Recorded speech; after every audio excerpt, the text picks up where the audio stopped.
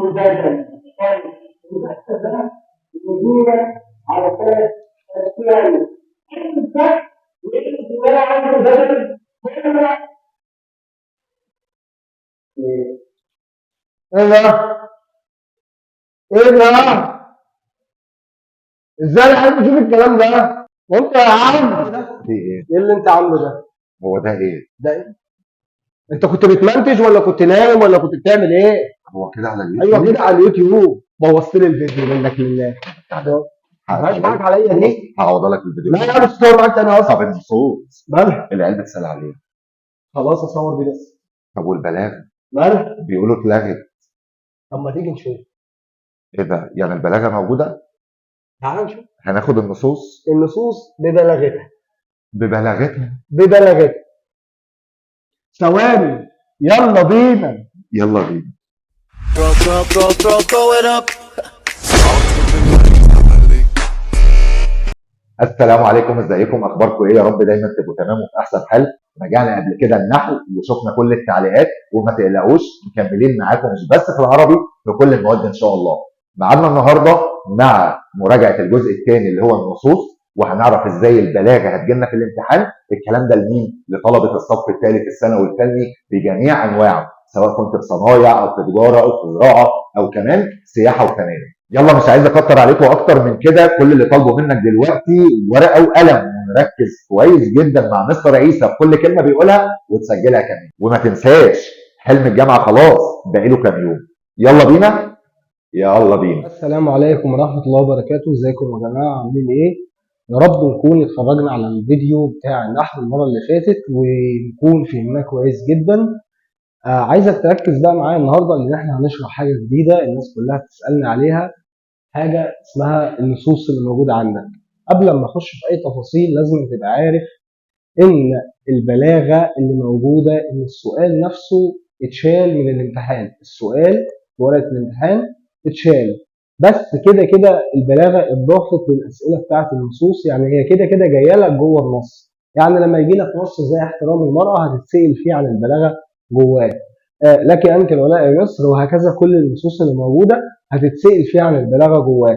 يعني ما تجيش حد يضحك عليك ويقول لك إن البلاغة اتلغت ويخليك ما تذاكرش أي حاجة من البلاغة اللي موجودة. هتخش اللجنة وتلاقي الامتحان موجود فيه بلاغة بس جوه النصوص اللي موجودة عندك، وكل ده هنشرحه بالتفصيل النهارده بإذن الله. طيب النصوص بتاعتك بتتقسم لحاجتين، نصوص إجباري ونصوص اختياري. طيب بص بقى، الإجباري اللي هيجي لك كده كده هتخش هتلاقيه في ورقة الامتحان، يا إما هيجي لك احترام المرأة يا إما لك أنت الولاء يا مصر. هتخش تلاقي واحد من دول إجباري، فده شرط لازم تذاكره. طيب بص بقى كده، عندك الجزء الثاني اختياري، عندك جيش مصر وعندك المساء وعندك عصفور الجنة وعندك العودة وأنا عارف عندك ذكريات وعودة إلى مصر. بس أنا عايزك تذاكر الأربعة دول بس. تمام؟ ليه؟ لأن الاختياري هيجي لك سؤالين مطلوب منك إن أنت تحل واحد بس فيهم. طب السؤالين دول يا إما هيجوا لك من منهج الترم الأول يعني جيش مصر المساء عصفور الجنة، يا إما هيجي لك سؤال من الترم الأولاني اللي هو برضه جيش مصر المساء عصفور الجنة، واحد من الترم الثاني اللي هو العوده ذكريات عودوا الى مصر. انت مطالب منك ان انت تحل واحد بس. كده كده الترم الاولاني الثلاثه دول يا اما هيجي لك منهم الاثنين اصلا يا اما هيجي لك منهم واحد بس، فانت تحل ده. طيب بص بقى، انا عايزك تركز معايا كويس جدا وتركز بورقتك وبقلمك ورايا وجنبك فنجان القهوه بتاعك، لان انا النهارده هنشرح النصوص كلها اللي هتجيلنا بالبلاغه كمان اللي هتجيلنا فيه وهتجيلنا ازاي. ابدأ سجل ورايا كل كلمة النهاردة وتعالى نشوف النصوص ببلاغتها بتقول ايه. تعالى نشوف اول نص معاك بيتكلم عن ايه. طيب اول نص عندك اسمه نص احترام المرأة. انا عايزك من العنوان بتاع النص تعرف النص بيتكلم عن ايه. طيب انا بقول لك دلوقتي ان النص ده اسمه احترام المرأة، يبقى كل الكلام اللي جاي بيتكلم عن اهمية المرأة او بيتكلم عن قيمة مين؟ قيمة المرأة.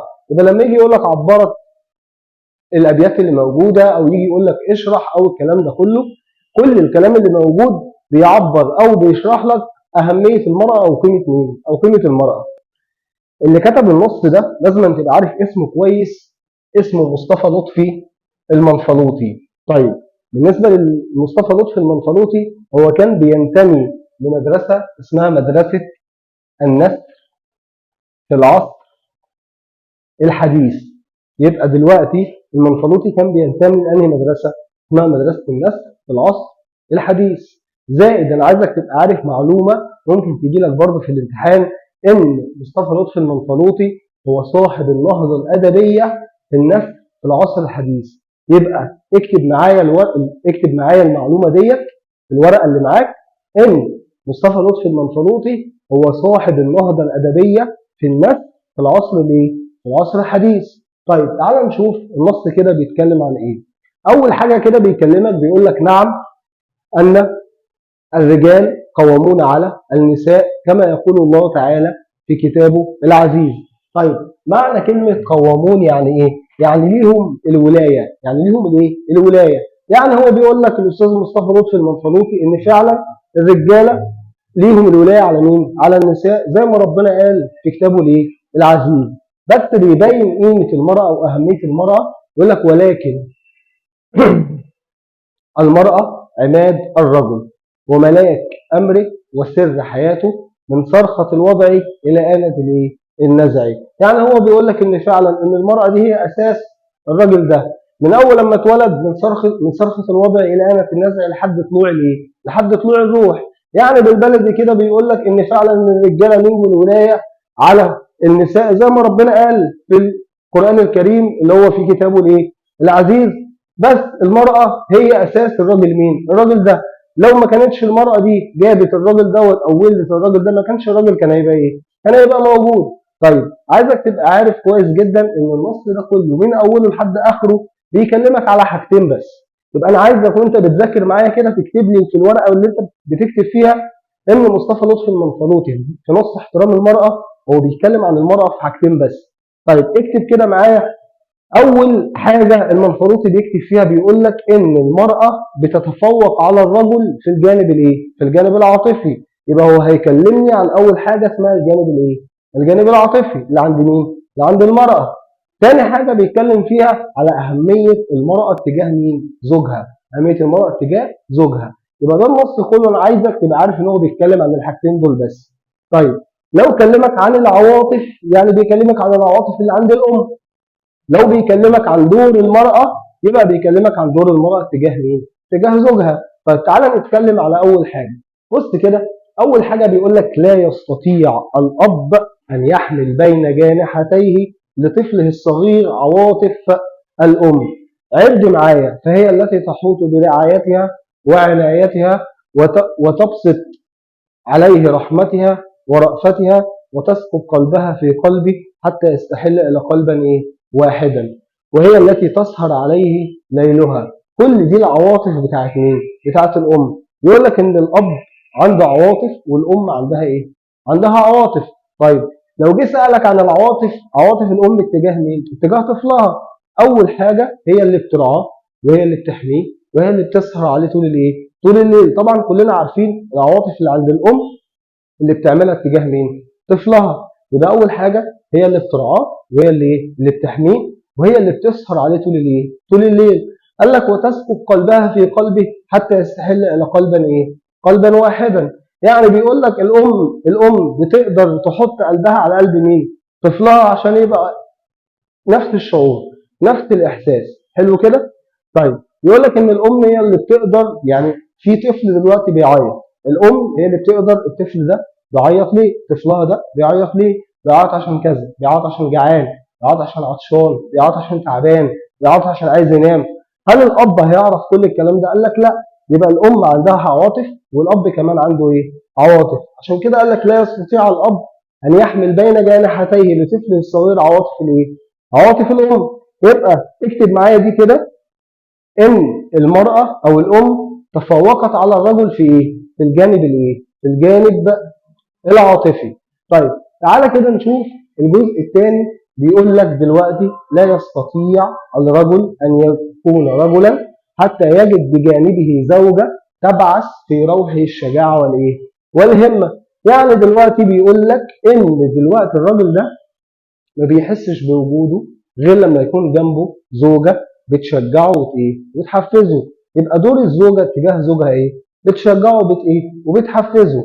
قال لك دلوقتي وحسب المرء يعني الزوج يعني الرجل ان يعلم انه سيد يعني مسؤول، حلو، وان رعيه كبيره او صغيره تضع ثقتها فيه وتستظل بظل حمايته ورعايته وتعتمد عليه في شؤون حياتها عليه. طيب دي بقى دور الزوج اتجاه اسرته. يعني بيقول لك ان حسب المرء يعني الزوج ده ان يعلم انه سيد يعني مسؤول. يعني بيقول لك ان لازم ان الزوج يبقى عارف ان هو مسؤول عن رعيه يعني اسره، مهما كان عدد الاسره كبير او صغير، الاسره دي حاطه ثقتها في مين؟ في الراجل ده، وتستظل بظل حمايته ورعايته، هو اللي بيحميهم وبيرعاهم. طيب من الجزئيه ديت هتتكلم ان المراه تجاه زوجها ان هي تبعث في روح الشجاعه، حلو. طيب ودور الزوج تجاه الاسره، مهما كانت الاسره كبيره او صغيره تضع ثقتها فيه وتستظل بظل حمايته ورعايته وتعتمد في شؤون حياتها عليه. يبقى ملخص الدرس ده كله من اوله لاخره بيقول لك ان المراه عندها عواطف مش عند الرجل. طيب ايه هي العواطف اللي عند الام؟ لا يستطيع الاب ان يحمل عواطف الام، فهي التي تحوط بعنايته ورعايتها وتسكب قلبها فين؟ في قلبه، وهي التي تسهر عليه ليلها. حلو؟ يبقى لو سالني عن العواطف اللي موجوده انا هذكر له العواطف ديت اللي عند الام. لو سالني على دور الزوجه هقول له ان هي اللي بتشجعه وهي اللي بتحفزه. طيب عايزك تبص معايا على الاجزاء اللي موجوده ديت، الجزء بتاع البلاغه اللي موجود عندك. اول حاجه كده لازم أن تبقى عارف ان البلاغه اللي عندك كلها من اولها لاخرها حاجه اسمها تشبيه، وحاجه اسمها استعاره تصريحيه، وحاجه اسمها استعاره مكنيه. جوه النص هيجيب لك البلاغه، جوه النص اللي موجود عندك. يعني لما يجي لك نص احترام المراه هتتسال عن البلاغه جوه النص. لازم يقول لك ما الجمال في كذا، لازم يقول لك ما اللون البياني في كذا، لازم يقول لك طلع خيال، حلو كده. كل دي اسمها البلاغه اللي عندك. طب البلاغه اللي عندك ان هيجي لك تشبيه او هيجي لك استعاره تصريحيه او هيجي لك استعاره مكنيه.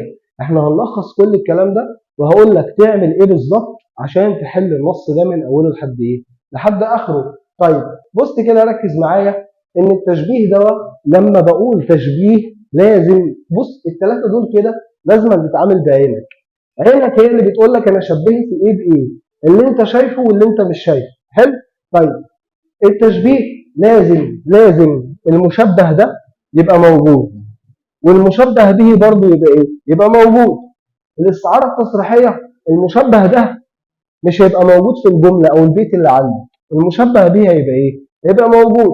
طبعا الاستعاره المكنيه ده هو اللي موجود، انما المشبه به مش موجود.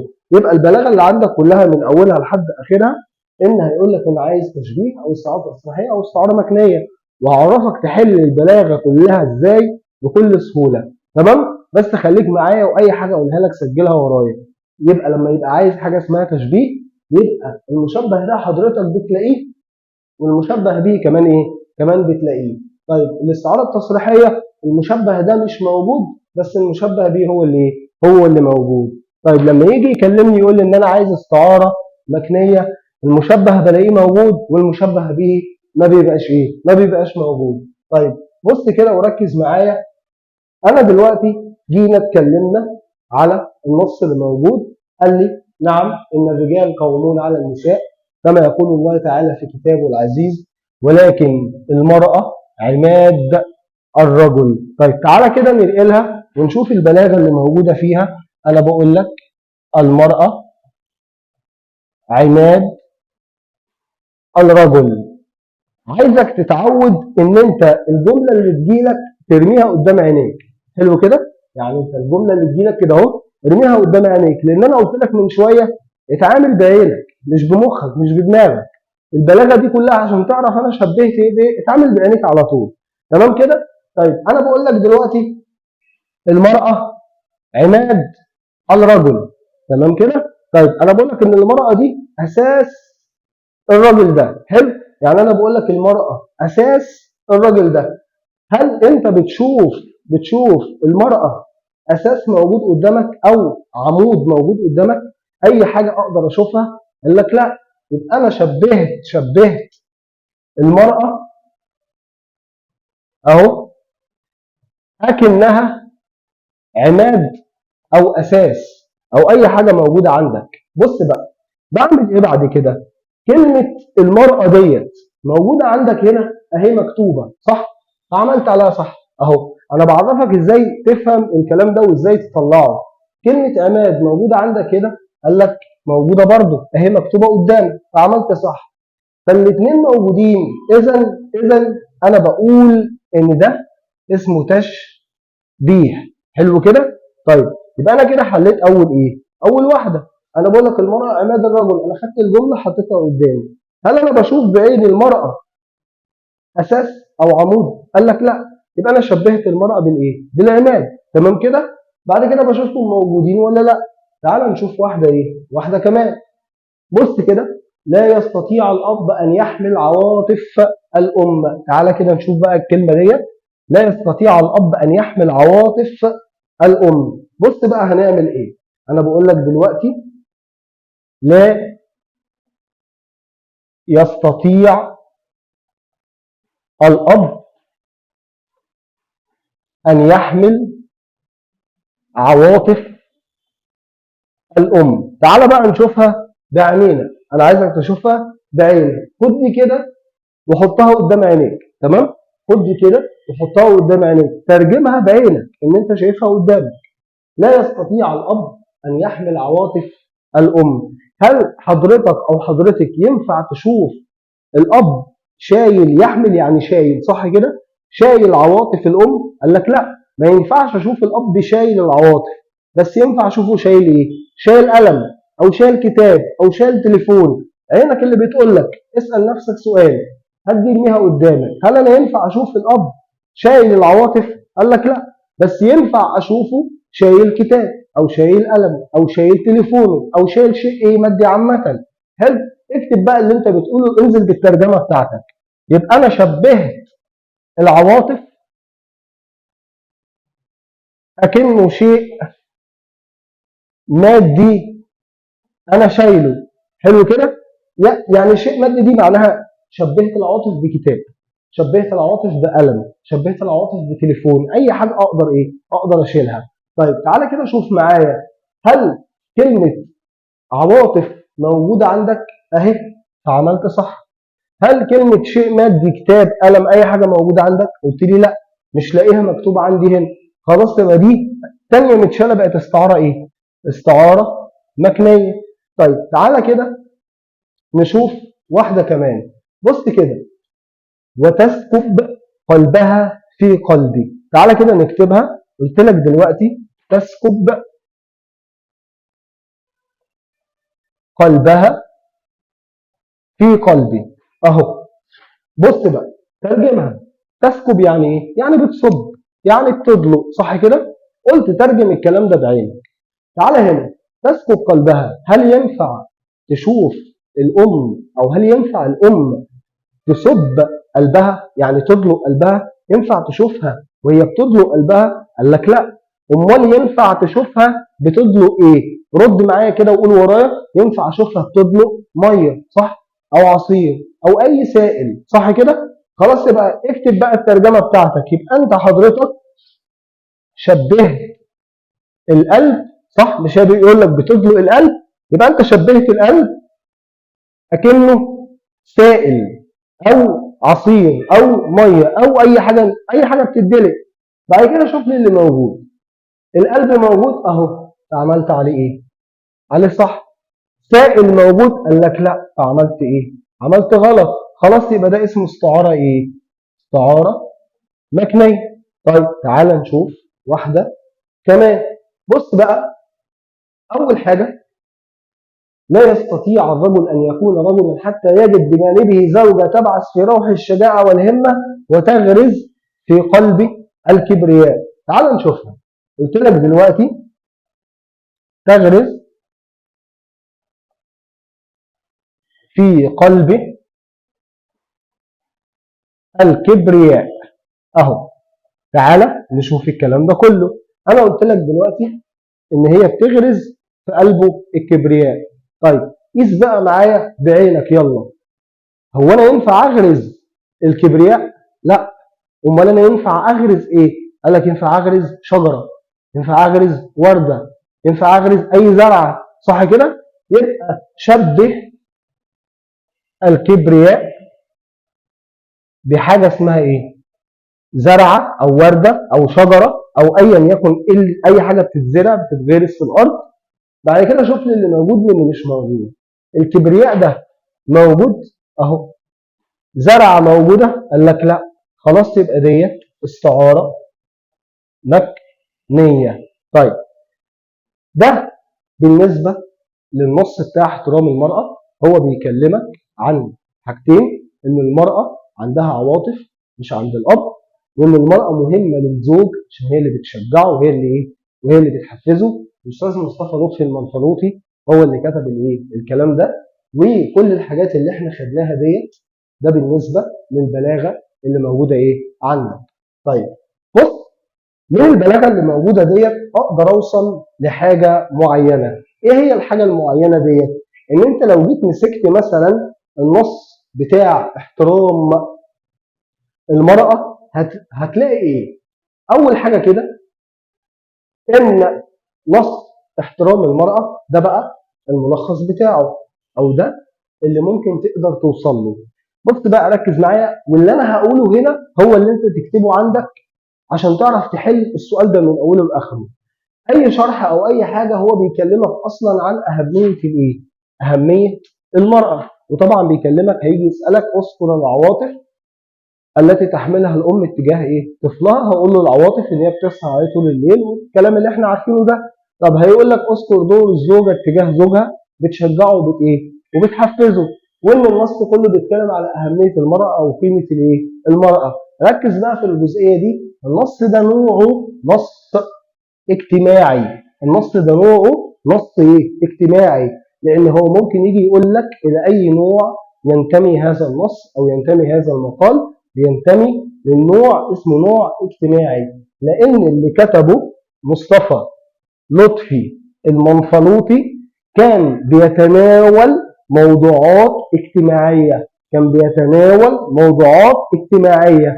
يبقى النص ده اسمه نص ايه؟ اجتماعي.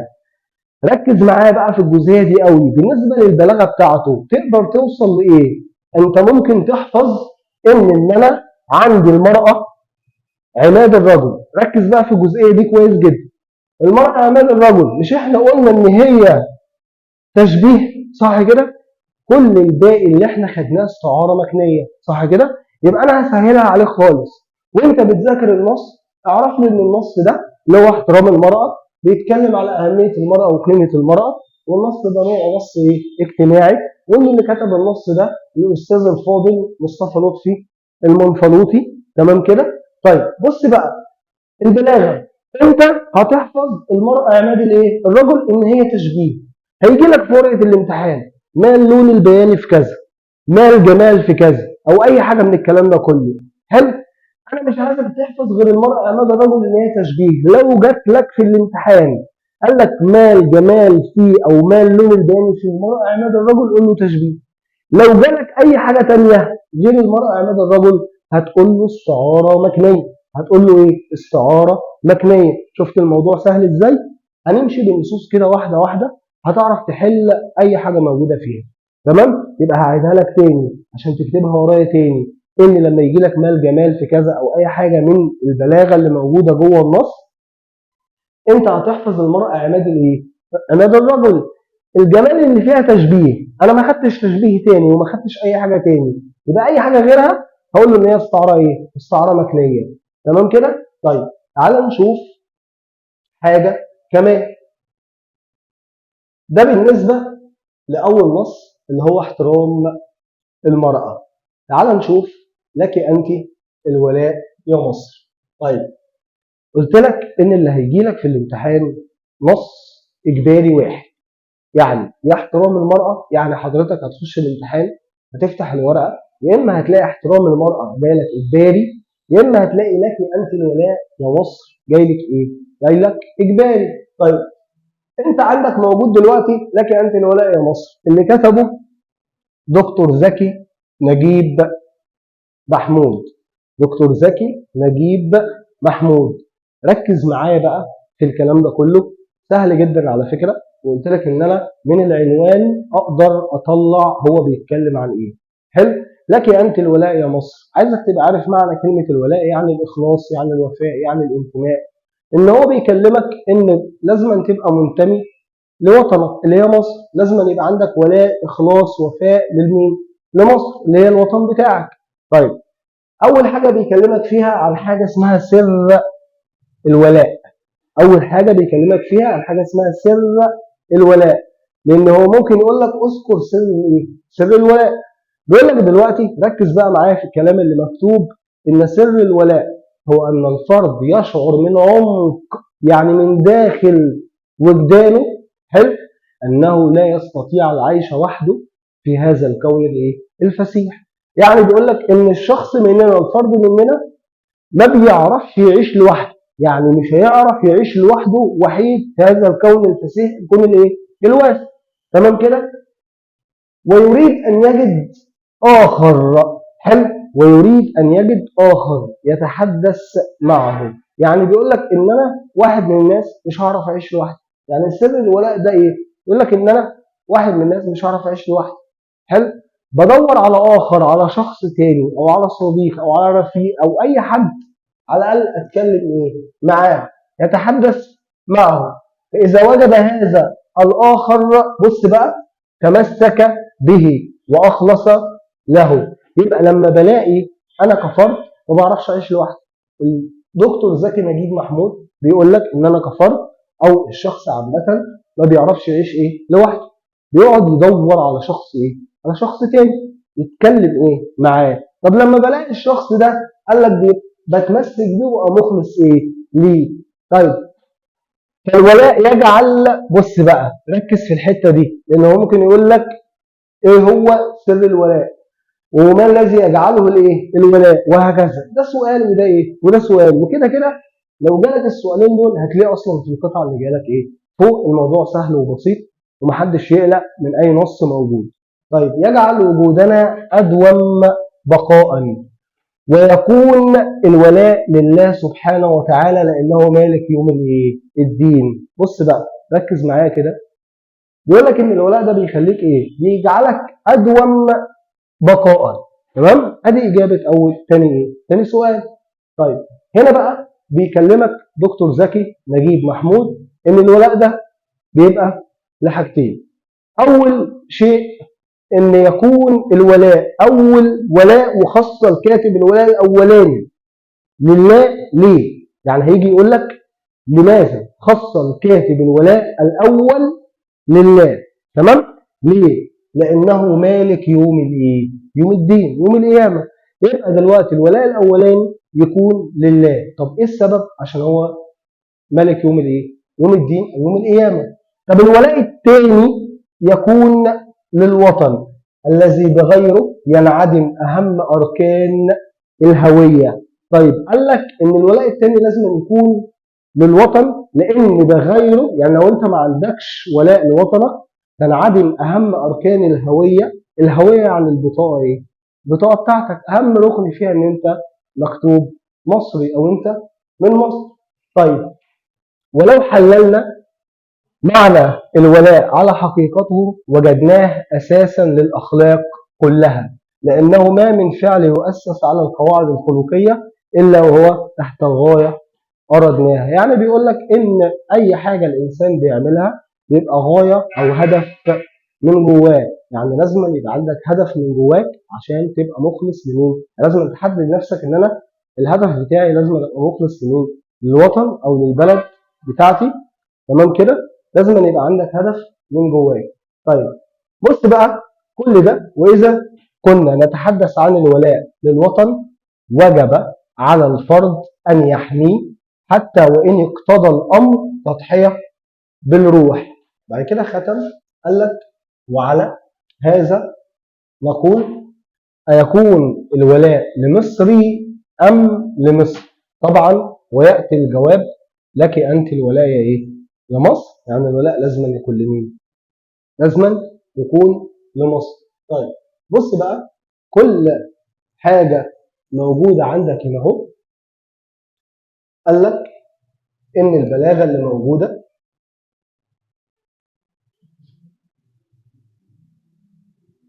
اول حاجه كده هيقول لك ما الجمال في عمق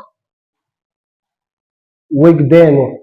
اهو تعالى بقى نشوف الموضوع في عمق وجدانه.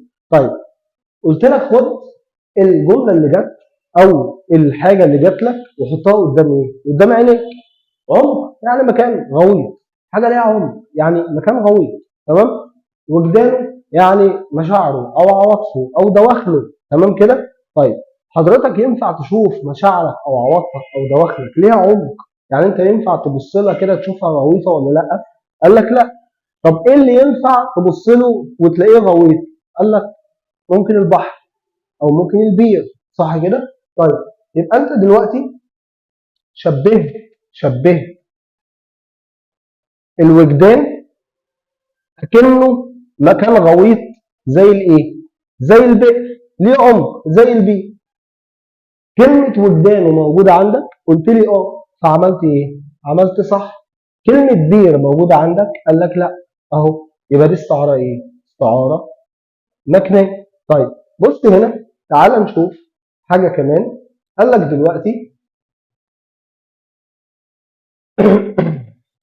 ويكون الولاء الذي بغيره ينعدم أهم أركان الهوية. الولاء دلوقتي قلت لك إن هو نوعين، لله والإيه؟ وللوطن. طب هو لله ليه؟ لأنه مالك يوم الإيه؟ يوم الدين. طب ويكون للوطن ليه؟ لأن بغيره ينعدم أهم أركان الإيه؟ الهوية. طب تعالى نكتب الجملة دي. قلت لك مثلا أركان الهوية. حلو؟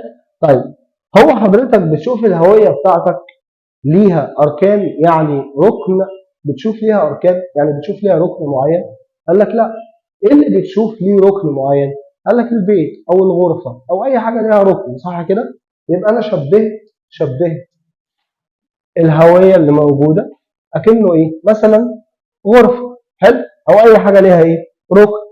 دي موجودة ودي مش موجودة، فهقول لك استعارة مكنية. طيب هتقدر برضو توصل لإيه من الكلام ده؟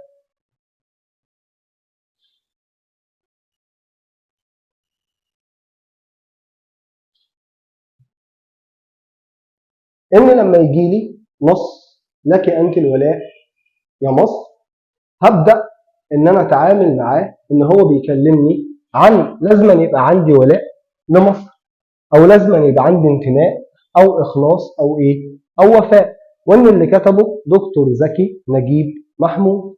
كل اللي إحنا خدناه فيه أو النص كله استعارة مكنية. يبقى لما يجي يقول لك ما الجمال، يعني بص هيجي يكلمك يقول لك مثلا ما الجمال، حلو؟ او هيجي يقول لك ما اللون البياني، او هيجي يقول لك مثلا ما الخيال، وهكذا. او هيقول لك استخرج انت الخيال، او استخرج انت اللون البياني، او استخرج انت الجمال اللي موجود. هتحفظ لي واحده بس من الاستعارات المكنيه اللي احنا قلناها وهتكتبها لي. يبقى كل البلاغه اللي موجوده في النص ده استعاره ايه؟ استعاره مكنيه. طيب ده بالنسبه للنصوص الاجباريه اللي موجوده عندك. طيب بص بقى، تعالى ننقل مع بعض على النصوص الاختياري. طبعا انا مفهمك النصوص الاختياريه اللي موجوده انت هتعمل فيها ايه. طبعا انت عندك جيش مصر، وعندك المساء، وعندك عصفور الجنه، وعندك العوده، وعندك ذكريات، وعندك عودوا الى ايه؟ الى مصر. طبعا انا مفهمك في اول الفيديو انت هتعمل ايه في النصوص دي بالظبط. اللي يهمني ان انت تذاكر الاجباري كويس جدا، لان جاي لك منهم ايه؟ واحد اكيد لازم الاثنين دول يتذاكروا. وانا قلت لك الاختياري هتعمل فيه ايه. طيب بص بقى، اول حاجه بيكلمني عن جيش ايه؟ عن جيش مصر. النص اللي كتب النص دوت علي الجارم ده. طيب تمام. علي الجارم بينتمي للأحياء والبعث أو المدرسة الكلاسيكية. يبقى النص ده نص كلاسيكي يعني قديم. حلو؟ يعني مدرسة اعتمدت على إيه؟ على القديم. حلو؟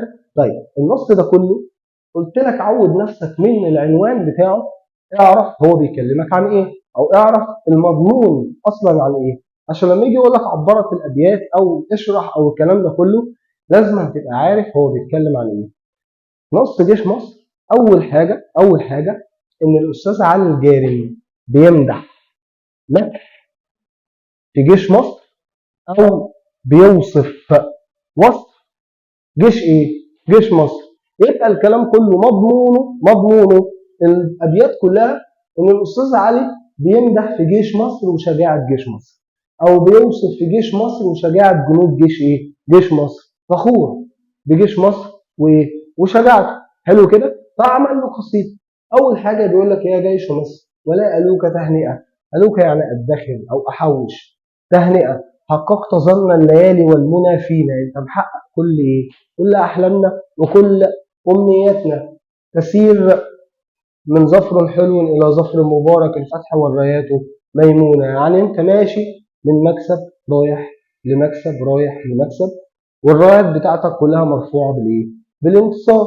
طيب فيك الملائك أجناد مسومة أعلامها تتهادى حول جبرينا. يعني بيقول لك إن الملائكة بتحارب مع مين؟ مع الجيش. الملائكة جنود بتحارب مع مين؟ مع الجيش. الجيش ما بيحاربش لوحده، ربنا بيبعت الملائكة من عظمة ومكانة جيش مصر عند ربنا بيبعت الملائكة بيحاربوا مع مين؟ مع الجيش. والقائد بتاعهم برضه سيدنا جبريل.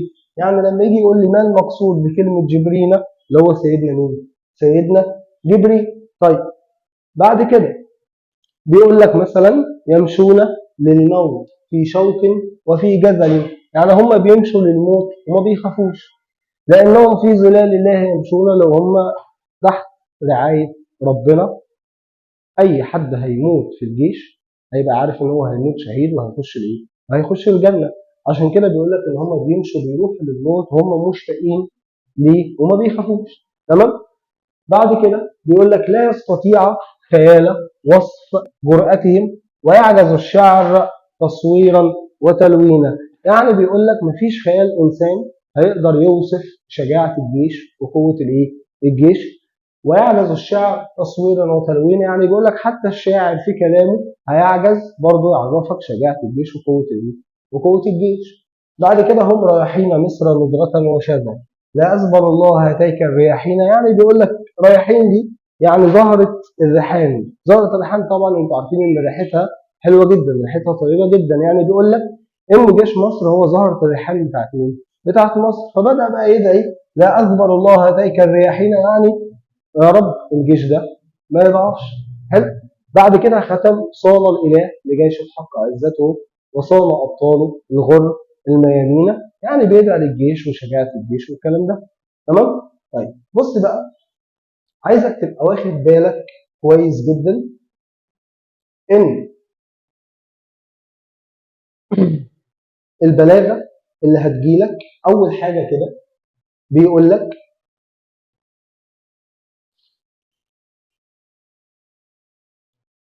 يا جيش مصر. هعودك على حاجه معينه تبقى عارفها وحاططها في دماغك. اي اسلوب نداء في البلاغه، اي اسلوب نداء في البلاغه يعني جاي لك يا في الاول كده، يعني هيقول لك يا جيش مصر. تمام كده؟ عندك ده اسلوب نداء في البدايه جاي لك يا، يعني بيقول لك يا جيش مصر. اتعود لما يجي لك اي حاجه فيها يا حضرتك خد اللي بعد يا وشبهها بانسان على طول. شفت السهوله؟ يبقى لما يجي لك مال جمال او مال لون البياني في كذا، يا اي حاجه خد اللي بعد يا وشبهها بانسان على طول. طب انا بقول لك يا جيش مصر، فين اللي بعد يا؟ جيش، يبقى شبهت الجيش بانسان. يا عم قال لك يا وطني، فين اللي بعد يا؟ وطني، يبقى شبه وطني بإنسان. قال لك يا مثلا، قال لك يا مصر، فين اللي بعد مصر؟ مصر، يبقى شبهت مصر بإيه؟ بإنسان. يبقى اي اسلوب نداء لما يجي لك خد اللي بعديه على طول شبهها بايه؟ بانسان. طب انا جه وقال لك ما الجمال او ما اللون البياني في يا جيش مصر، حضرتك شفت يا، خد اللي بعدها اللي هو كلمه جيش شبهها بحاجه اسمها ايه؟ انسان. وهنحللها مع بعض دلوقتي. كلمه جيش موجوده اهي، كلمه انسان موجوده، قال لك لا، فدي استعاره ايه؟ استعاره مكنيه. تمام كده؟ يا جيش يعني بينده على الجيش، صح؟ حضرتك او حضرتك لو ندهت على الجيش قلت بقى ايه ازاي؟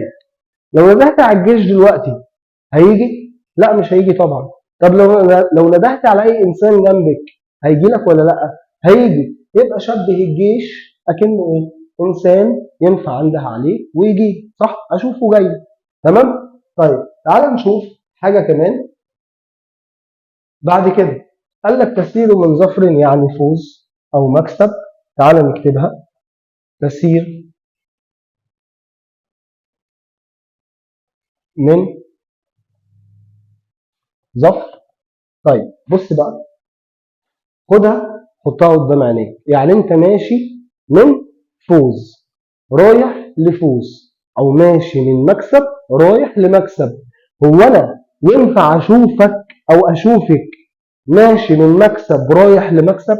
يعني حضرتك ممكن تشوفني اصور لك نفسي اقول لك انا كنت في مكسب ورايح لمكسب، بس ممكن اصور لك نفسي واقول لك ان انا كنت مثلا في سوبر ماركت ورايح سوبر ماركت تاني، صح كده؟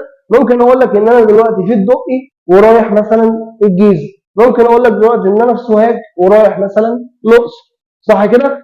يبقى هل ينفع امشي من مكسب اروح لمكسب؟ قال لك لا، ينفع امشي من بلد اروح لبلد، او ينفع امشي من مكان اروح لفين؟ لمكان. ده اللي العلم بتقوله لي. انا ينفع اشوفك دلوقتي مسافر، صح؟ رايح مثلا وانت بتتفرج على من الاقصر رايح هنا مثلا، او من هنا رايح اسكندريه، صح كده؟ يبقى انا ينفع اشوفك ماشي من مكان رايح لمكان. يبقى انا شبهت الظرف اللي هو الفوز او المكسب اكنه مكان او بلد ينفع ايه؟ اروح لها. دي مكتوبه عندك حضرتك شايفها؟ اه اهو. طب دي موجوده؟ قال لك لا. خلاص يبقى دي برضه استعاره ايه؟ استعاره مكنيه. تعال نشوف واحده واحده كمان. بص بقى، فيك الملائك اجناد. تعال نكتبها اهو. قال لك دلوقتي فيك الملائك اجناد. انا عايزك تحل ايه؟ تحل معايا وتكتب معايا كل الحل اللي احنا كاتبينه ده، هيفيدك والله قبل الامتحان لو قريته بس. طيب الملائكه اجناد معناها ايه كده بعينك؟ يعني الملائكه جنود، صح؟ انت بتشوف الملائكه، بتشوف، قلت شغل عينك، بتشوف الملائكه جنود بتحارب؟ لا. يبقى شبهت الملائكه اكنهم جنود بيحاربوا. انزل بالترجمه بتاعتك. يبقى شبهت الملائكه اكنهم ايه؟ جنود بيحاربوا اهو. الملائكه موجوده عندك فوق، الملائكه اهو، الملائكه يعني الملائكه، صح؟ جنود موجود عندك، ما هو اجناد دي يعني جنود، فعملت ايه؟ صح. الاثنين صح، فقول معايا ان هي تشبيه، صح كده؟ طيب تعال نشوف واحده كمان بعد كده. بيقول لك يمشون للموت في شوك وفي جدل لانهم في ظلال الله يمشون. طيب بقول لك يمشون للموت اهو. حلو. طيب تعالى نحللها سوا. انا قلت لك اتعامل بعينك ما تتعاملش بدماغك. يمشون للموت، انا بقول لك اهو وانت قاعد قدامي انا ماشي رايح للموت. ينفع تشوفني ماشي رايح للموت؟ هترجع تقول لي لا زي الاولانيه. انت ينفع تشوفني ماشي من مكان رايح لفين؟ لمكان. ينفع تشوفني قاعد عندك في قنا وبقول لك ان انا رايح الاقصر، يعني بتحرك من قنا رايح لفين؟ الاقصر. وهكذا ينفع تشوفني ماشي من مكان رايح لفين؟ لمكان. يبقى انا شبهت الموت اكنه برضو مكان ينفع امشي اهو. طيب شوف بقى كده معايا، الموت دي مكتوبه فوق اهي، فعملت ايه؟ صح. دي موجوده؟ لا، فعملت ايه؟ غلط. هرجع واقول لك ان دي استعاره مكنية. وعلى فكرة عشان في ناس بتسأل كتير، دي برضو صح، ممكن تجي لك في اختياري إن هي كناية عن الشجاعة، يبقى تمشي صح. استعارة مكنية، شبهت الموت أكنه إيه؟ مكان، وتمشي صح إن هي كناية عن الإيه؟ عن الشجاعة، لأن هي ممكن دي بالذات تجي لك في اختيارات، يمشون للموت مثلا، تشبيه استعارة تصحيحية، كناية، أنت هتختار كناية صح. يقول لك استعارة مكنية، هختار استعارة مكنية برضو إيه؟ برضو صح. طيب تعال نشوف حاجة كمان.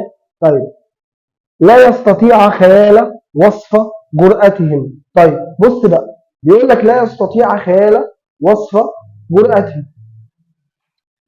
تعال نشوفها. لا يستطيع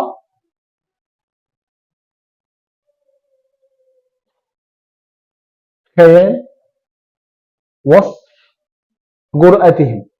اهو قلت لك خد دي وارميها قدامي ايه؟ عينك. تمام؟ ارميها قدامك. هل ينفع تشوف خيال بيوصف؟ انا بقول لك لا يستطيع خيال وصف جرأته. هل ينفع تشوف خيال بيوصف؟ قال لك لا. امال ينفع تشوف ايه بيوصف؟ ينفع تشوف انسان بيوصف. انزل بقى بالترجمه بتاعتك كده، يبقى شبهت الخيال اكنه انسان بيوصف اهو. طيب خيال موجوده اهو، فعملت صح. انسان لا، عملت غلط. فدي استعاره مكنيه. طيب تعال نشوف واحده كمان في النص ممكن تجي لنا ومهمه جدا، وركز معايا فيها. هم رايحين مصر. طيب انا قلت لك كلمه رايحين دي معناها ايه؟ يعني ظهرت الرحال، صح؟ طيب انا بقول لك دلوقتي هم رايحين مصر. طيب ترجمها كده معايا بالبلدي، خدها معايا كده بالبلدي. يعني بيقول لك ان هم ظهرت الرحال بتوع مصر، يعني هم ظهرت الرحال بتوع ايه؟ مصر. اسحب عينك بقى. هو انت لو عديت على الجيش وشفته كده قدامك وهو بيتدرب، هتلاقي شكله شكل زهرة الريحان؟ قلت لي لا، صح كده؟ يبقى شبه الجيش اكنه زهرة الريحان. طيب ركز بقى معايا في الجزء ده، لان دي بيحصل فيها لعب في الامتحان. كلمة الجيش موجودة عندك فعملت صح. كلمة زهرة الريحان موجودة عندك، رايحين دي زي زهرة الريحان، فعملت صح. الاثنين موجودين فهقول له تشبيه، صح كده؟ طيب حضرتك بتقول لي دلوقتي ان كلمة جيش مش موجودة هنا، ينفع اعوض مكان المشبه اللي هو اول واحد بالضمير المناسب ليه، صح كده؟ يبقى انا دلوقتي ينفع اعوض، اكتبها معايا عشان تحفظها وما تطلعش من دماغك. ينفع اعوض مكان المشبه بتاعي بالضمير المناسب ليه. بمعنى يعني انا ممكن مثلا اقول لك دلوقتي الجندي اسد، صح كده؟ وممكن اقول لك هو اسد، صح؟ طيب هنا فين المشبه وفين المشبه به؟ يعني انا شبهت ايه بايه؟ قال لك شبه الجندي اكنه ايه؟ اسد. يبقى ده مشبه وده مشبه ايه؟ به. طيب قال لك هو اسد، يبقى ده مشبه وده مشبه به. هو معوض مكان المشبه اللي هو الجندي بالضمير المناسب ايه؟ بتاعه. يبقى طول ما في ضمير موجود يبقى اكن المشبه ايه؟ موجود. نركز فيها يا جماعه كويس جدا. ده بالنسبه للنص بتاع جيش مصر. طيب هتقدر توصل لايه في الكلام ده كله؟ زي ما عودتك ان انا هوصل لجزئيه معينه في النص بتاع جيش مصر، اللي هو اول حاجه بتكلم فيها ان اللي كتب النص بتاعي اسمه علي الجارم، وبينتمي للمدرسه الكلاسيكيه. طيب بص بقى هنا، اول جزئيه الاستاذ علي في جيش مصر قلت لك بيتكلم عن ايه؟ حب الوطن، يعني هو فخور بالجيش بتاعه. طيب النص ده نوعه ايه او بينتمي ايه؟ قلت لك للمدح او للايه؟ او للوصف. جالي مدح صح او جالي وصف ايه؟ صح. قلت لك المدرسه اللي بينتمي ليها الكلاسيكيه او الاحياء والايه؟ والبعث. قلت لك برضه ان الشاعر اسمه علي الجارم. طيب بالنسبه للبلاغه بقى اللي موجوده عندك. اتفقنا في كل اللي فاتوا على نقطه معينه، تعالى بقى نسهلها عليكم في الموضوع ده. كل اللي احنا قلناهم دول استعاره مكنيه صح؟ ما عدا كام حاجه؟ ما عدا حاجتين اللي هم كانوا تشبيه. طب افتكر معايا كده التشبيه، اكتب ورايا الجزئيه دي. انا عايزك تحفظ الملائكه اجناد وهم رايحين مصر، ان هم ايه؟ ان دي تشبيه ودي تشبيه. احنا خدنا حاجه ثانيه غير دي تشبيه؟ قال لك لا، الباقي كله استعاره ايه؟ مكنيه. شفت العمليه سهله ازاي؟ يبقى انت برضو زي ما عملنا في النصوص اللي فاتت، حضرتك في نص جيش مصر عايزك تحفظ لي الملائكه واجناد ان هي تشبيه، هم رايحين مصر ان هي تشبيه. لو جالي في السؤال ما اللون البياني، ما الجمال، او ما الخيال، لو جالي واحده من دول هقول له تشبيه، جالي واحده غير دول هقول له استعاره ايه؟ استعاره مكنيه. طب لو قال لك هات لي انت من النص، كده كده انت حافظ الملائكه واجناد ان هي تشبيه، هم رايحين مصر ان هي ايه؟ تشبيه. اكتب لي واحده من الاثنين دول. وده بالنسبه للنص بتاع جيش مصر. تعال نشوف النص اللي بعده بيتكلم عن ايه. عندي نص اسمه نص المساء اللي كتبه خليل مطران. طيب الادب اللي فيه ان الاستاذ خليل ينتمي للمدرسه الرومانسيه. طيب اعرف القصه بتاعته. المدرسه الرومانسيه كلها اصلا بتكلمك عن ثلاث حاجات. يعني معنى ان يقول لك المدرسه الرومانسيه او اتجاه وجداني او الرومانتيكيه، يعني النص ذات نفسه بيكلمك عن ثلاث حاجات.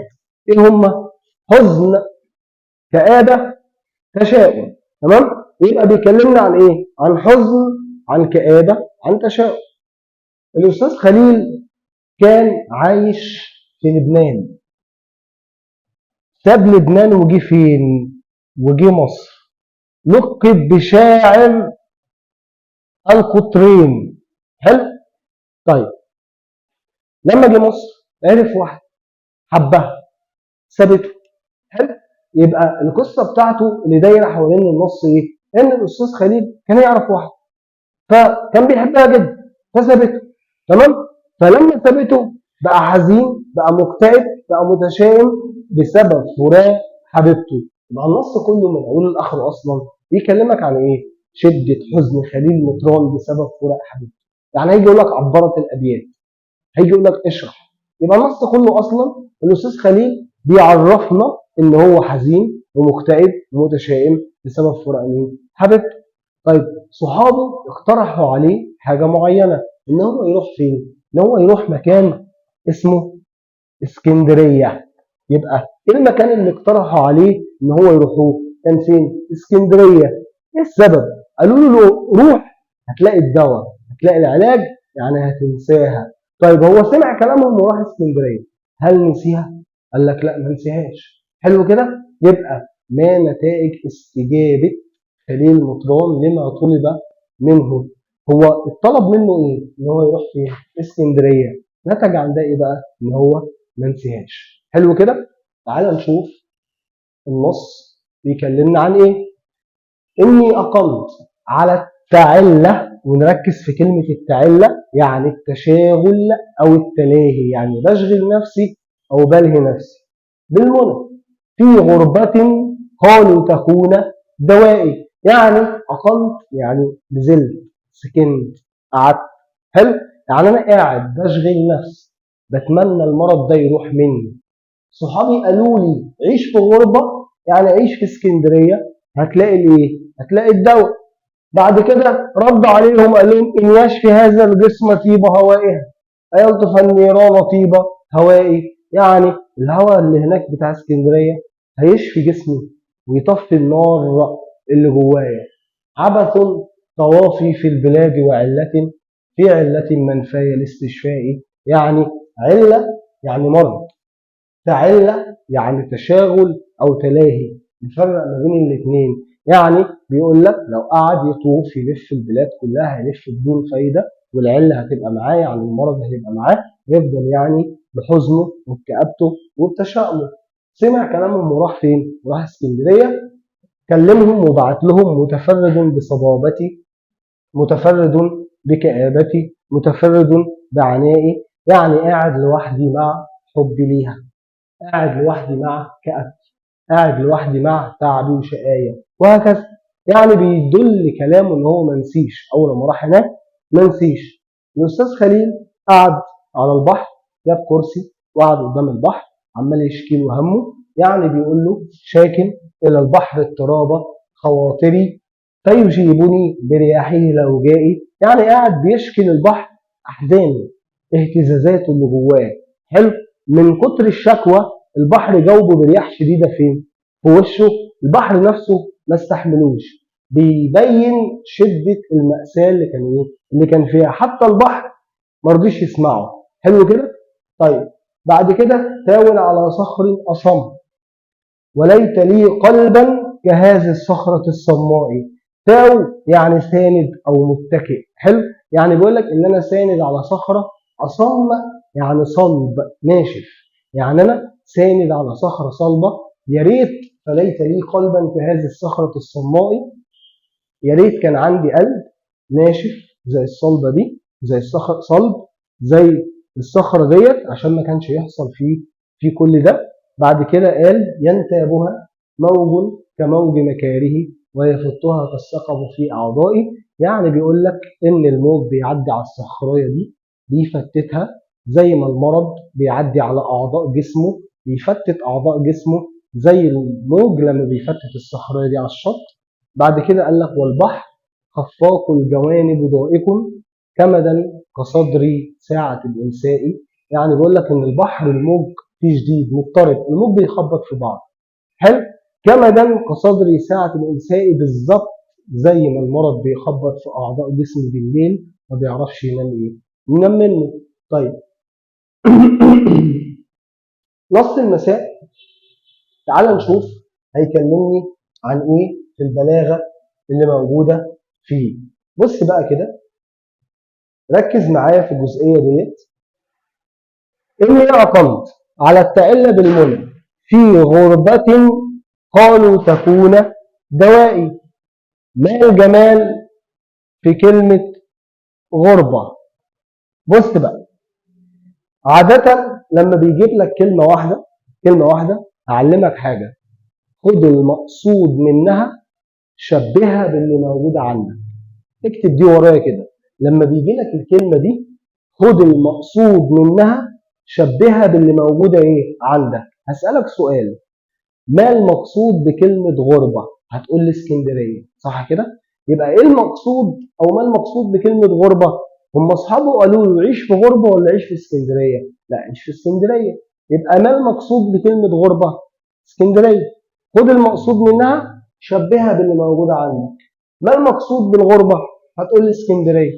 اهو اسكندرية، ادي المقصود منها، شبهها باللي موجودة عندك اللي هي كلمة ايه؟ غربة. بس كده. طيب شبه اسكندرية بالغربة. اسكندرية هنا لا، عملت غلط. غربة هنا قال لك يبقى دي استعارة تصريحية. تمام؟ طيب تعال نشوف واحدة كمان. إن يشفي هذا الجسم طيبة هوائها. أهو بص بقى، قال لك دلوقتي إن يشفي هذا الجسم طيبة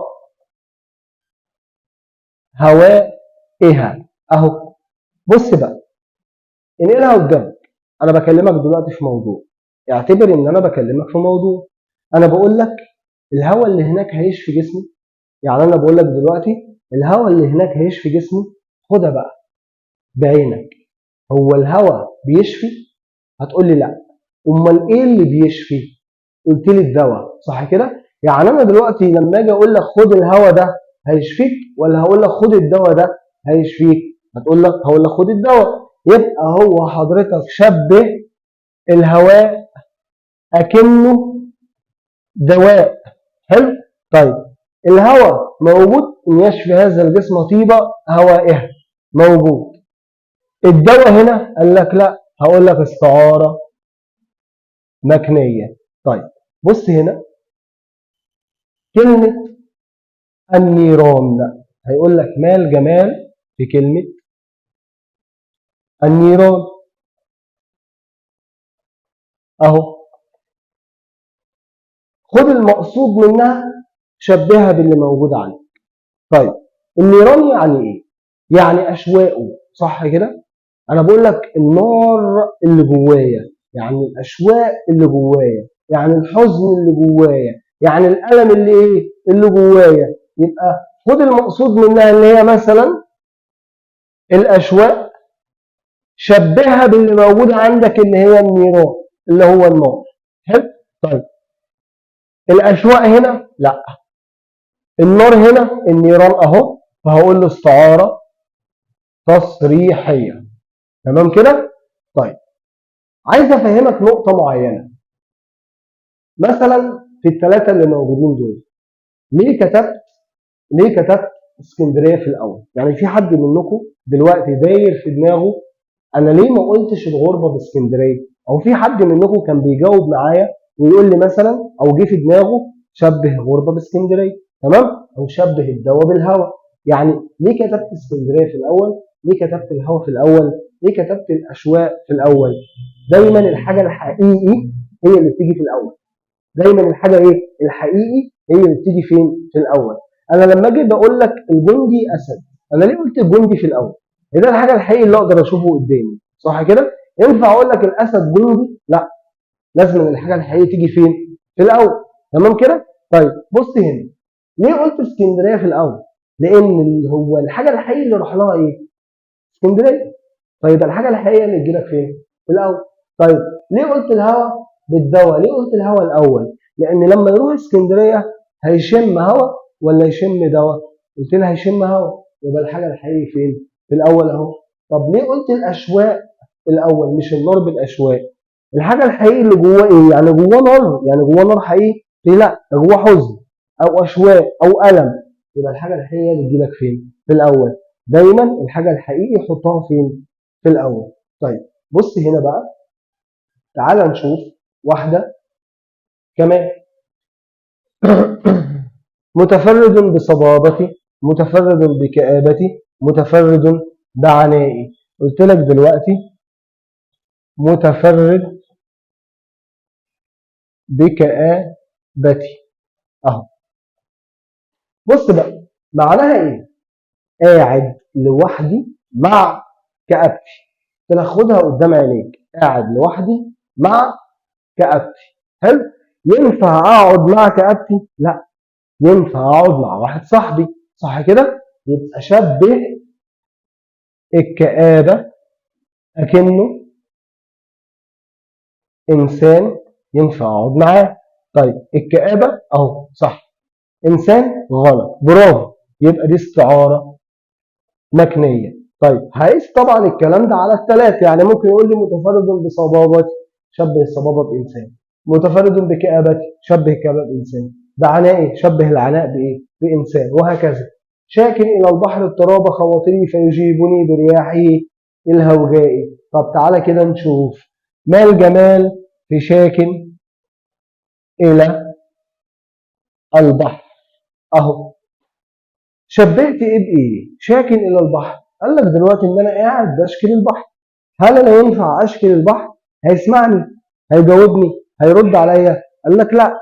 امال مين اللي هيجاوبني ويسمعني؟ قال لك الانسان. يبقى شبه البحر اكنه انسان ينفع اشكيل. البحر اهو، برافو، انسان مش موجود، فدي استعاره مكنيه.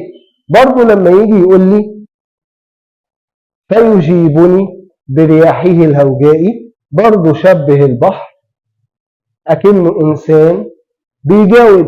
يعني هو قال لك إن أنا بشكل البحر والبحر جاوبه، يبقى البحر برضه موجودة في نفس البيت ودي مش موجودة، فاستعارة برضه إيه؟ مكنية. حلو؟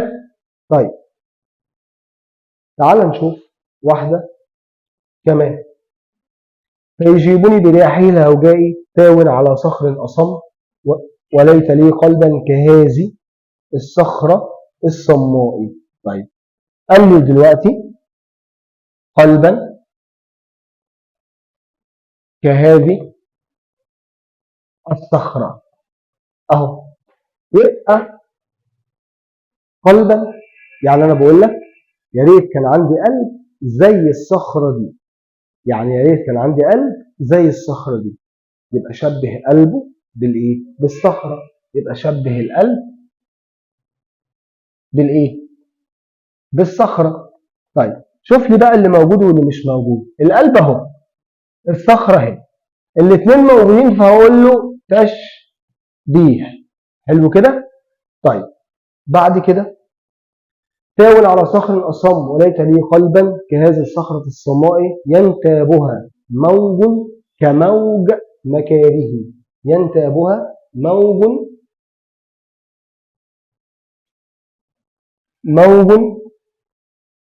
كموج مكاره. حلو. مكاره يعني أحزاني. حلو.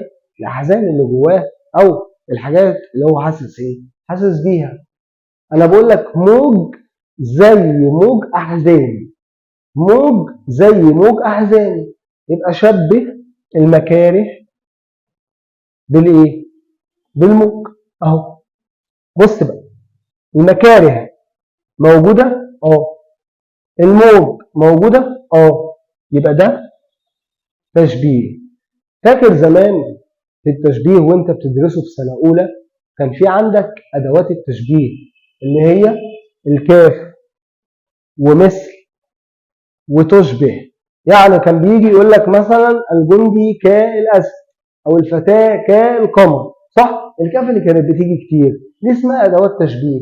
خد بالك أول لما تشوف أداة من دول يبقى أعرف إن ده تشبيه على طول. موج كموج مكاره، لقيت الكاف. حلو. يبقى هتقول له إن ده اسمه إيه؟ تشبيه. طب تعالى كده شوفها تاني. قلبا كهذه الصخرة، لقيت الكاف. يبقى هقول له برضه إن ده اسمه إيه؟ اسمه تشبيه. يبقى ده بالنسبة للنص بتاع المساء. طيب الملخص بتاعه اقدر اوصل لايه؟ بص كده معايا ان نص المساء ده لما يجي يقول لك عبرت الابيات او اشرح او الكلام ده كله، ان نص المساء بيتكلم عن حزن، عن كآبة، عن تشاؤم. حزن خليل بسبب فراق حبيبته. تمام كده؟ طب لو قال لي المدرسة اللي بينتمي ليها الرومانسية، ممكن تجي لي جوه النص في قلب النص. تمام كده؟ طيب الشاعر الأستاذ إيه؟ الأستاذ خليل. طيب بص بقى هنا، هتحفظ لي الأربعة دول. الملخص بتاعنا اللي احنا إيه؟ اللي احنا قلناه. أنا جيت كلمتك في احترام المرأة، قلت لك احفظ المرأة عماد الرجل اللي هو تشبيه.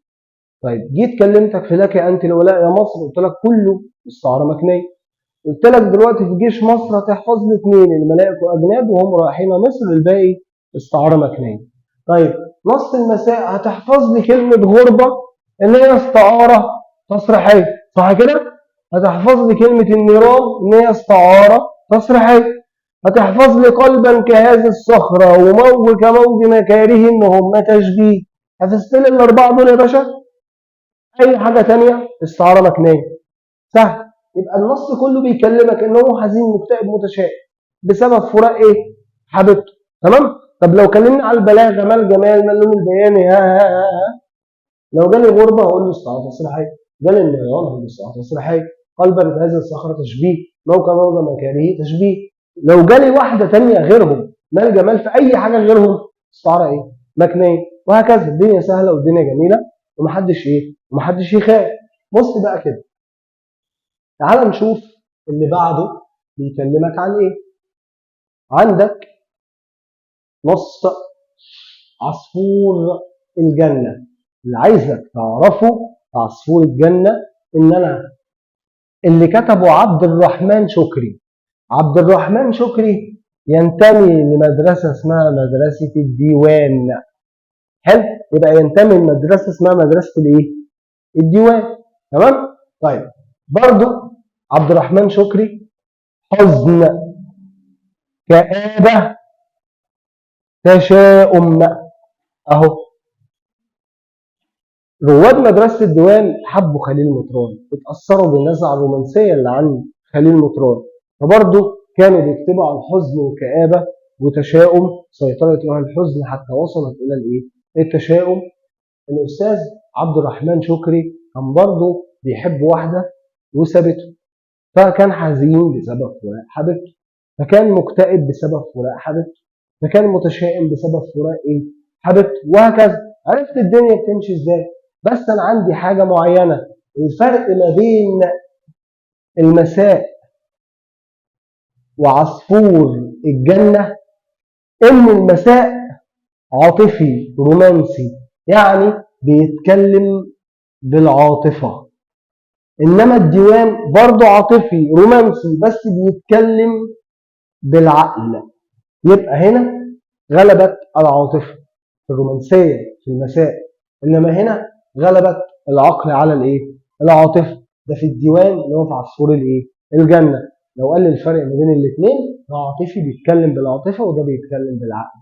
طيب في البداية كده أنا بقول لك إن عبد الرحمن شكري كان بيحب واحدة وسابته، فحزين مكتئب متشائم بسبب فراق مين؟ حبيبته. عرفت المضمون؟ عرفت بيتكلم على إيه؟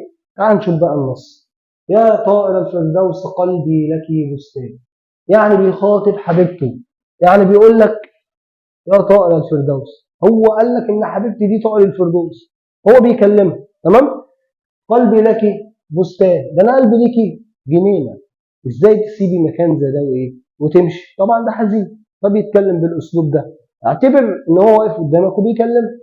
ففيه الزهر والماء وفيه الغصن في نار، يعني بيقول لك ان قلبه ده بستان وفيه الزهر والميه والاغصان بتاع الاشجار وكلها ايه؟ كلها ليك. ازاي تسيبي مكان برضه زي ده ايه وتمشي؟ وفيه منك انغام وفيه منك الحان، صوت غناكي لسه جوه وبتلحن على ايه؟ على صوتك وغناكي. وللاشجار اوتار ونايات وعيدان، يعني الشجر ليه وتر بيعزف على غناكي، على صوتك وانغامك اللي جوه.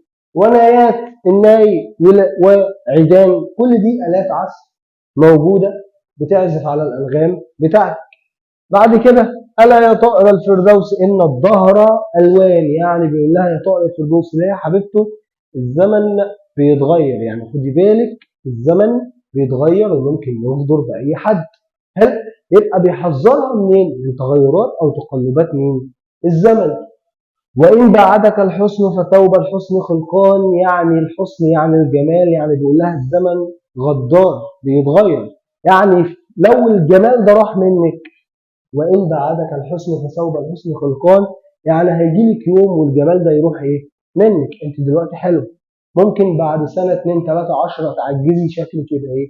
شكلك يبقى وحش. بص بقى هنا بيقول لها ايه؟ فجرب عندها قلبي فقلبي منك ملآن، يعني احنا لسه قايلين من شويه ان هو بيقول لها وان بعدك الحسن فثوب الحسن خلقان، يعني لما الجمال ده يروح منك وتعجزي وتكبري. ختم في الاخر بيقول لها لما تعجزي فجرب عندها قلبي فقلبي منك ملآن، يعني تعالي جربي قلبي ساعتها هيبقى لسه مليان بحبه ايه؟ بحبه ليكي. طيب خلصنا الشرح بتاع النص. تعالى نشوف البلاغه بتجيلنا ازاي. انا عايزك تركز معايا في الاثنين دول. يعني هيجي يقول لك ما اللون البياني في يا طائر الفردوس، وبعد كده ممكن يجي يقول لك ما الجمال في طائر الفردوس. ايه الفرق ما بين الاثنين دول؟ يعني دلوقتي هيجيب لك مثلا الابيات الاولانيه يقول لك ما الجمال في يا طائر الفردوس، او ما الجمال في طائر الفردوس ايه بس. ركز بقى معايا كده، انا لسه قايل لك من شويه واحنا بنشرح جيش مصر ان اي اسلوب نداء، يا رب تكون كتبتها معايا عشان ما تنساهاش، اي اسلوب نداء لما يجي لك خد الكلمه اللي بعد يا وشبهها بانسان على طول وانت مغمض. طب لما يجي يقول لي ما الجمال في يا طائر الفردوس، فين اللي بعد يا؟ كلمه ايه؟ كلمه طائر. يبقى اقول له على طول شبه الطائر اكنه انسان وانت مغمض، لان هو هنا بينده. ينفع عنده على الطائر؟ لا، انما ينفع عنده على مين؟ على انسان. يبقى الطائر ده موجود هنا اهو، انسان مش موجود، فهقول له استعاره مكنيه. طيب تعال نشوف لما يجي يقول لي طائر الفردوس بس. طيب هو بيكلم مين؟ يعني هو بيقول يا طائر الفردوس قلبي لك بستان، هو بيخاطب مين؟ يقصد مين بطائر الفردوس ده؟ اللي هي حبيبته. اول لما تجي لك كده اهو خد المقصود منها شبهها باللي موجود زي ما احنا ما متعودين. طيب ما المقصود بطائر الفردوس؟ هو يقصد مين؟ قال لك يقصد حبيبته، يبقى شبه حبيبته بطائر الفردوس اهو. طيب يبقى لما تجيلي بياء هقول شبه طائر بانسان. طب لما يجيلي من غير ياء هقول شبه حبيبته اكنها طائر الايه؟ الفردوس. طيب حبيبته موجوده؟ لا. الطائر موجود؟ قال لك اه. يبقى هو له دي استعاره تصريحيه. ده بالنسبه لاول جزء عندك في البلاغه اللي موجوده. طيب تعال نشوف واحده كمان. قلبي لك بستان، ممكن يجي يقول لك ما الجمال في دي اهو. هقول لك قلبي لك بستان، ما الجمال فيها؟ بص كده، قلبي لك بستان، انا بقول لك ده انا قلبي ليك جنينه، او هو بيقول لها ده انا قلبي ليكي جنينه. هو قلبه شكله شكل الجنينه؟ قال لك لا. يبقى شبه على طول وانت مغمض القلب اكنه ايه؟ بستان. تعال نشوف ايه اللي موجود واللي مش موجود. القلب اهو قدام عينينا فعملت صح. البستان نفس الكلام موجود، فده هقول له حاجه اسمها ايه؟ تشبيه. تمام كده. تعال نشوف واحده كمان عندي. وللاشجار اوتار اهو. تعال نكتبها ونشوف ايه اللي ممكن يجي لي فيها. قال لي دلوقتي للاشجار اوتار. قلت لك على طول وانت مغمض في الجزء بتاع البلاغه وتعامل بعينك على طول، ما تتعاملش في فهمك. انت دلوقتي هدي حطها قدامك للاشجار اوتار. هل الشجره اللي قدامك او اللي تحت بيتكم او اللي قصادكم ليها وتر ممكن انزل اعزف على الوتر بتاع الشجره ده؟ قال لك لا. امال ايه اللي ليه وتر؟ اسال نفسك السؤال ده على طول. امال ايه اللي ليه كذا؟ تمام. ايه اللي ليه وتر؟ برافو جاوبت عليا، الجيتار او العود اي آلة موسيقية. يبقى هقول لك شبه الاشجار ان هي اي آلة موسيقية زي الجيتار زي العود زي اي حاجة من الكلام ده. الاشجار هنا قال لك صح. آلة موسيقية هنا او جيتار او اي حاجة؟ قال لك لا. خلاص يبقى دي استعارة ايه؟ استعارة مكنية. طيب كل الكلام ده اقدر اوصل منه لايه بالنسبه لنص عصفور الجنه زي ما متعودين؟ اقدر اوصل لايه في الكلام ده كله؟ ان النص بتاع عصفور الجنه اللي كتبه عبد الرحمن شكري وينتمي لمدرسه اسمها مدرسه الديوان، ان هو بيتكلم عن حاجه اسمها حزن، حاجه اسمها كآبه، حاجه اسمها تشاؤم. يعني هو كان حزين مكتئب متشائم برضه بسبب فراق مين؟ فراق حبيبته. طيب بص بقى هسهلها عليك اكتر. ابدا ركز معايا في الكلام ده كله. ان انا دلوقتي احفظ ايه؟ انا عايزك ومحتاجك تحفظ طائر الفردوس. حلو. يعني انا عايزك تحفظ طائر الفردوس ان ديت استعاره ايه؟ تصريحيه. تمام كده. وعايزك تحفظ قلبي لك بستان ان هي تشبيه. يعني حضرتك لما يجي لك كده في ورقه الامتحان في عصفور الجنه ما اللون البياني في كذا؟ ما الجمال في كذا؟ ما الخيال في كذا؟ حلو. سجل ورايا الحاجات ديت لسه كاتبينهم مع بعض كلهم بمعنى ايه؟ بمعنى واحد. هيقول لك ما الجمال في طائر الفردوس؟ انت حافظ ان هي استعاره تصريحيه. ما الجمال في قلبي لك بستان؟ انت حافظ ان هو تشبيه. اي حاجه هتجيلك تانية غير الاثنين دول هقول له استعاره مكنيه. حلو. الدنيا سهله والدنيا بسيطه والدنيا حلوه وما فيهاش اي حاجه. طيب بص بقى. يبقى انا هحفظ طائر الفردوس وقلبي لك بستان. اي حاجه تانية هتجيلك هتقول له ان هي استعاره مكنيه.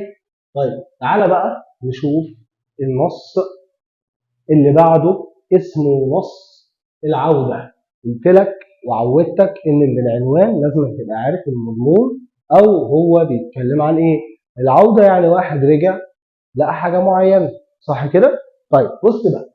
اللي كتب نص العودة دوت ركز معايا واحد اسمه إبراهيم ناجي. يعني اللي كتب النص اسمه إبراهيم ناجي.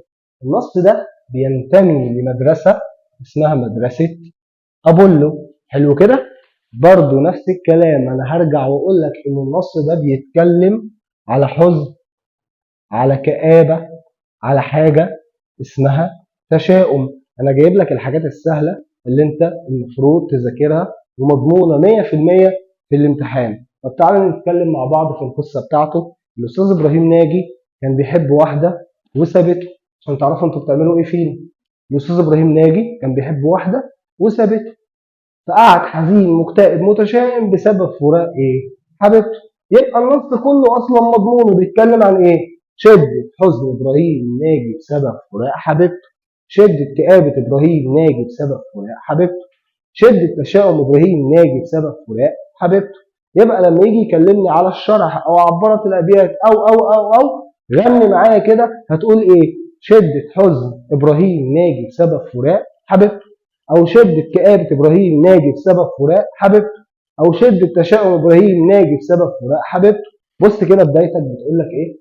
رفرف القلب بجنبي كالذبيح وانا اهتف يا قلبي اتأد. يعني من شده حزنه بيقول لك ان قلبه قعد يرفرف، بيفرفر كده في الارض اكنه طائر مذبوح. الذبيح يعني طائر ايه؟ مذبوح. وانا اهتف يا قلبي اتأد. اتأد يعني اهدى. هو بيقول لك وانا اهتف يا قلبي اتأد يعني بيزعق. اهتف يعني بيكلم معاه بس بيزعق بصوت عالي. حلو. بيقول له ايه؟ اهدى. فيجيب الدمع والماضي الجريح لما عدنا ليتنا لم نعد. يعني دموعه جاوبته وذكرياته جاوبته، احنا رجعنا ليه؟ يا ريتنا ما كنا رجعنا. بعد كده قال لك لما عدنا اولم نطوي الغرام وفرغنا من حنين والم. يعني احنا رجعنا ليه؟ مش قفلنا صفحه الحب دي من زمان وقلنا مش هنحن تاني ولا هنتألم ونشتاق ايه؟ ونشتاق تاني. بعد كده قال لك موطن الحسن توى فيه السأم وصارت انفاسه في جوه. يعني المكان اللي كان فيه الجبال كله بقى كله ملل، والبيت كله بقى ريحته ايه؟ ريحته ملل بسبب فراق ايه؟ حبيبته. وأناخ الليل فيه وجثم وجرت أشباحه في بهوه. يعني الليل هنا بمعنى الكآبة. يعني بيقول لك الكآبة استقرت في المكان اللي هو قاعد فيه، طبعا ده بسبب فراقها. وجرت أشباحه في بهوه. الأشباح بمعنى ذكرياته.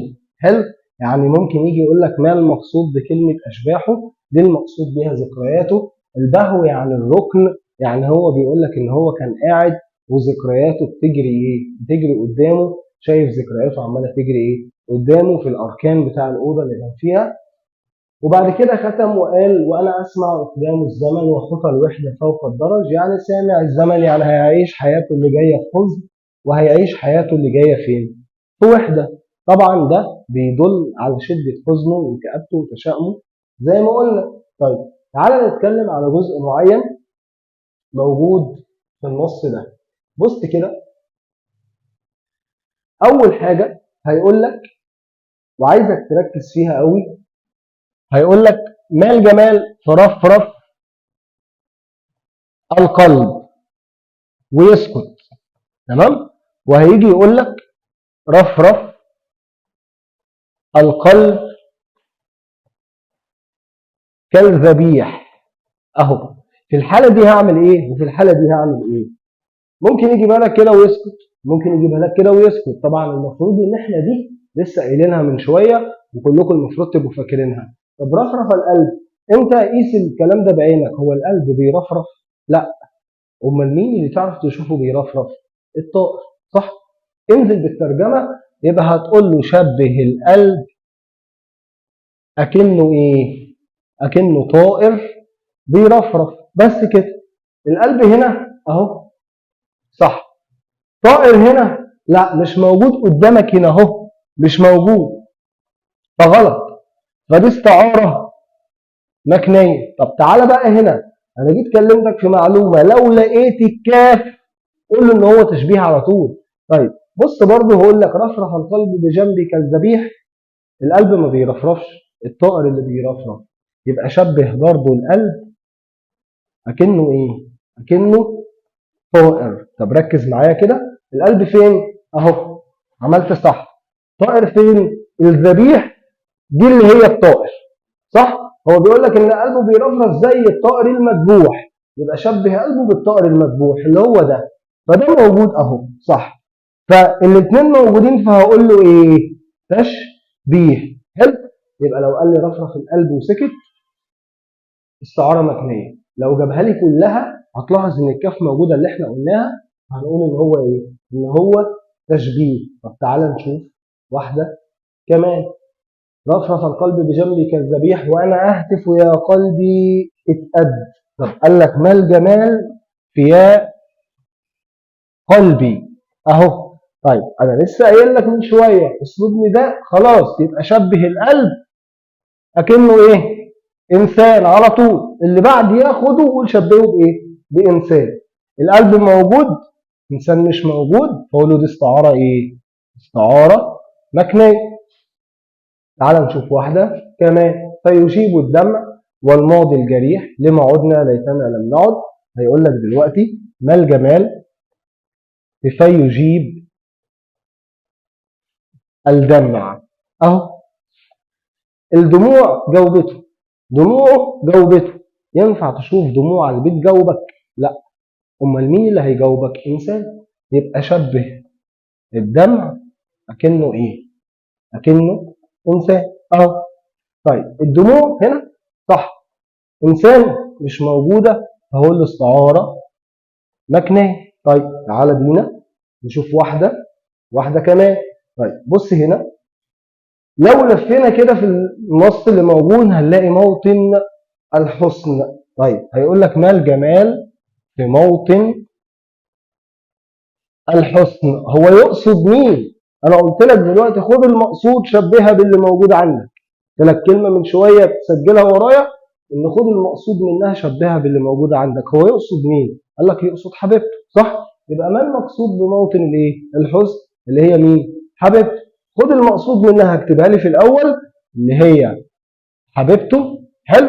شبهها باللي موجود عندك اللي هي موطن الحسن او الايه؟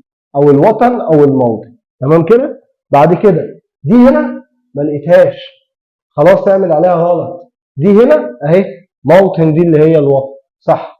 خلاص يبقى دي استعاره تصريحيه. طيب تعال نشوف واحده كمان. ما الجمال في الليل؟ هيقول لك ما الجمال في الليل.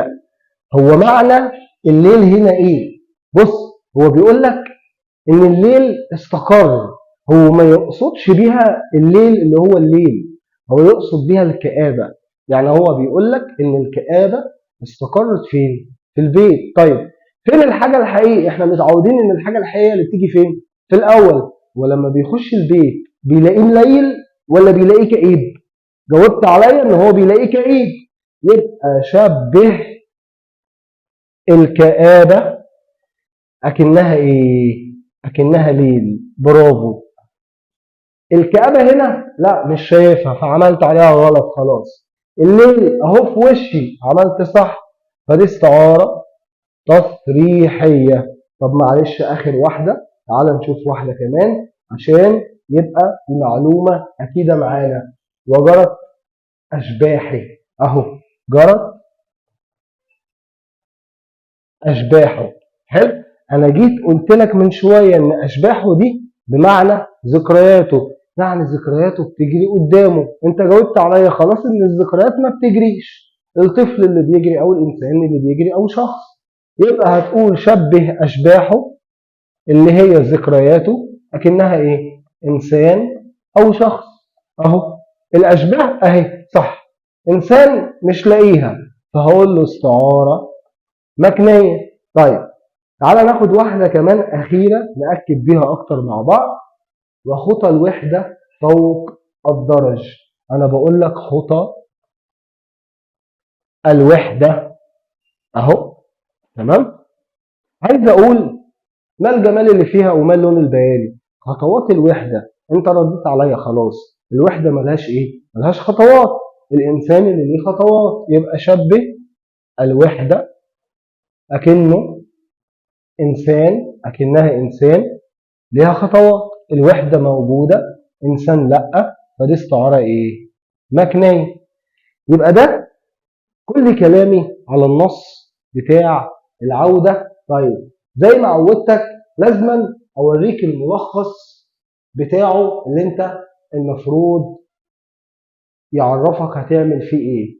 تعالى كده معايا، قلت لك نص العودة نفس الكلام، عبرت الابيات او اشرح حزن كآبة تشاؤم بسبب فراق حبيبته. بس هنا هزود حاجة، ان الشاعر حاسس او يشعر بالحنين. حلو.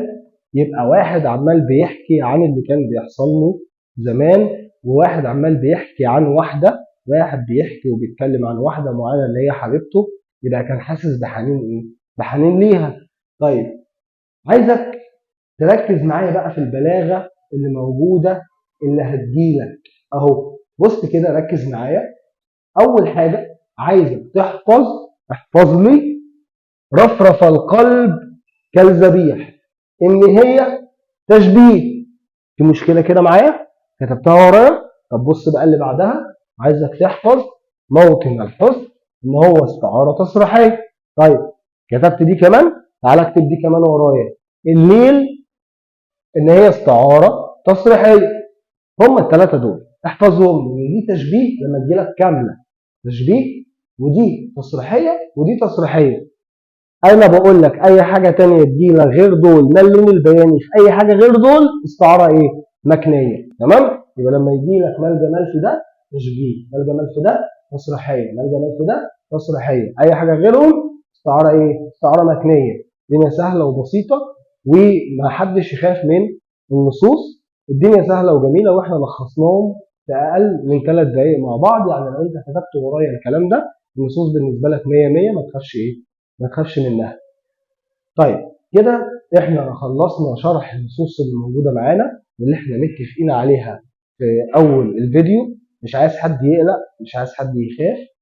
ذاكروا اللي انا بقول لكم عليه، واحفظوا كل كلمه بقولها لكم، وكل حاجه خليكم ورايا فيها، وباذن الله خير. ومستني تليفوناتكم باذن الله وانتوا ناجحين، وانتوا بتقولوا لي ان انتوا نجحتوا. ونتقابل في الفيديو الجاي.